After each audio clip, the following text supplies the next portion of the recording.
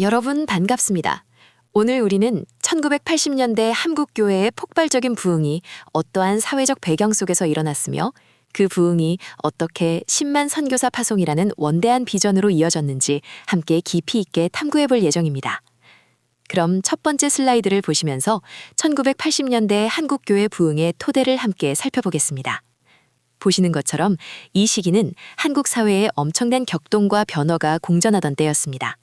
한쪽에는 민주화를 향한 뜨거운 열망과 치열한 사회운동이, 또 다른 한쪽에는 급격한 경제성장과 도시화가 빠르게 진행되면서 농촌 인구가 도시로 대거 유입되던 복합적인 상황이 펼쳐지고 있었습니다.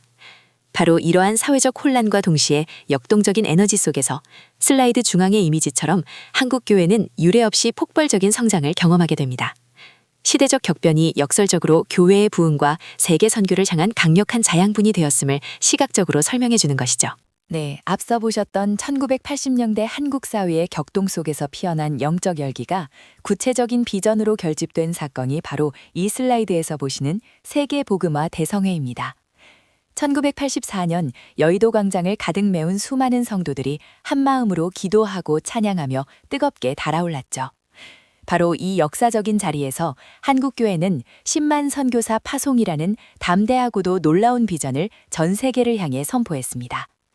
강단 뒤편의 대형 현수막에 선명하게 새겨진 이 문구는 단순히 숫자를 넘어 당시 한국교회가 품었던 세계 복음화를 향한 뜨거운 열정과 책임감을 상징하는 선언이었습니다. 국내 부흥을 넘어 세계 선교의 주역이 되겠다는 원대한 꿈이 바로 이 역사적인 순간부터 본격적으로 시작된 것입니다.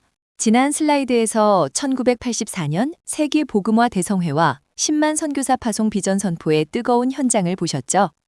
자, 그렇다면 이처럼 담대하게 선포된 비전은 과연 현실이 되었을까요? 그리고 한국 선교에 어떤 파급 효과를 가져왔을까요? 여기 보시는 통계 인포그래픽이 그 질문에 대한 가장 명확한 답을 제시해 줍니다. 1984년을 기점으로 해외 파송 선교사 수가 그야말로 폭발적으로 증가하는 모습을 한눈에 보실 수 있습니다.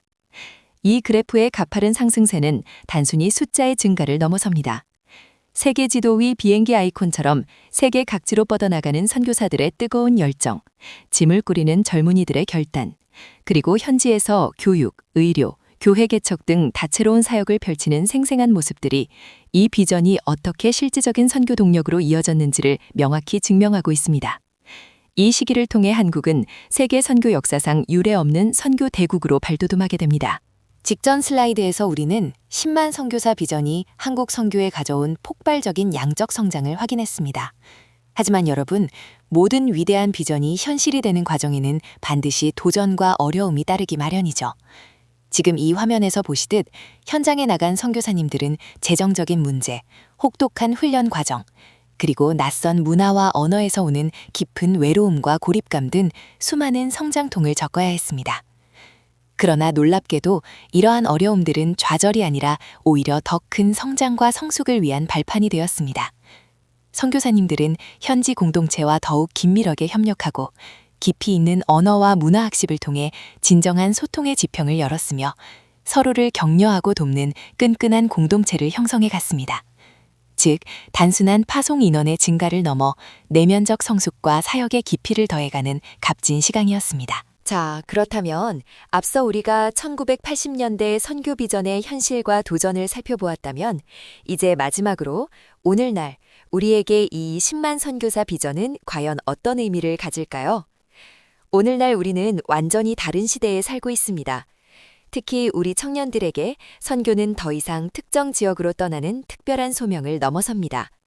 보시는 바와 같이 디지털 네트워크로 연결된 세계에서 청년들은 노트북으로 기독교 콘텐츠를 제작하는 디지털 선교사가 될 수 있습니다. 해외 직장에서 자신의 전문성을 발휘하며 복음을 전하는 창의적 접근 지역 선교사도 있고요. 나아가 화상회의를 통해 다국적 팀과 협력하며 지구촌 곳곳에서 영향력을 행사할 수 있습니다.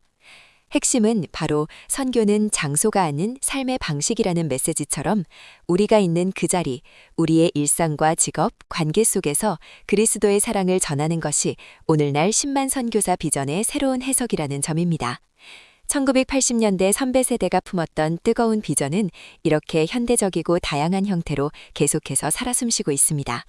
장소와 방법을 넘어 우리 각자의 삶이 선교적 삶이 될 때 그 비전은 완성될 것입니다.